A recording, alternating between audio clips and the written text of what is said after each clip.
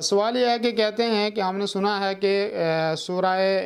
کہف کی ابتدائی 10 آیتیں یاد کرنے والا آدمی جو ہے وہ فتنہ دجال سے محفوظ رہتا ہے۔ بالکل صحیح بات ہے۔ اللہ کے نبی صلی اللہ علیہ وسلم کی حدیث ہے، حضرت ابو درداء رضی اللہ عنہ اس کے راوی ہیں، اور فرمایا کہ من حفظ 10 آیات من اول سورۃ الکہف عصم من الدجال، کہ جس آدمی نے سورہ کہف کی ابتدائی 10 آیتوں کو یاد کیا تو وہ فتنے سے، دجال کے فتنے سے محفوظ رہے گا۔ اور ایسے ہی ایک روایت کے اندر ہے من آخر سورۃ الکہف، کہ سورہ کہف کی آخری 10 آیتوں کو جس نے یاد کیا وہ فتنہ دجال سے محفوظ رہے گا۔ یہ مسلم شریف کی روایت ہے۔ کوئی حرج نہیں کہ شروع کی 10 آیتیں کوئی آدمی یاد کر لیتا ہے وہ بھی فتنہ دجال سے محفوظ رہے گا، آخر کی کوئی 10 آیتیں یاد کر لیتا ہے وہ بھی فتنہ دجال سے محفوظ رہے گا۔ تو بہتر ہے آدمی شروع کی بھی یاد کر لے، آخر کی بھی یاد کر لے، اور کوئی مشکل بھی نہیں ہے۔ لوگ الحمدللہ پورا کا پورا قرآن بھی یاد کر لیتے ہیں، اور فتنہ دجال بہت بڑا فتنہ ہے،